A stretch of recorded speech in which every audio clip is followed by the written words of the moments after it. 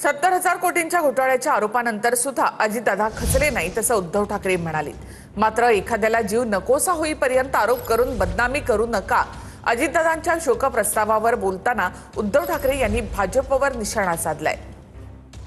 अनेक जण अशी असतात की जी जवळ असताना कळत नाहीत, पण काही जण अशी असतात की जी जवळ आल्यानंतर आपल्याला व्यवस्थित कळतात। ही अजितदादांच्या पक्षाच्या आणि त्यांच्या विचारधारणेच्या विरोधातली होती। आम्ही कधी एकत्र येऊ असं ध्यानीमनी सुद्धा वाटलं नव्हतं।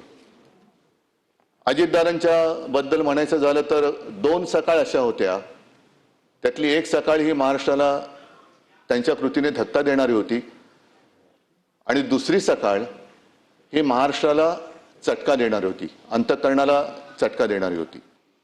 अलीकडच्याच काळामध्ये अजितदादांचं एक वक्तव्य आहे की ज्यांनी त्यांच्यावर 70,000 कोटीचे घोटाळे केले त्यांच्यासोबत ते आज सत्तेत आहेत। हे मी का सांगतोय की एखादी व्यक्ती असते तेव्हा तिला आपण जीव नकोसा करतो, एवढं इतपत त्याला बदनाम करतो की नको तो जीव, आणि मग तोच आपल्यातनं गेल्यानंतर तो अचानक आपलासा वाटायला लागतो। मला असं वाटतं की या निमित्ताने आपण सगळेजणांनी एक मर्यादा पाळण्याची गरज आहे। कोणाला किती बदनाम करायचं, आयुष्यातून खरंच किती उठवायचं।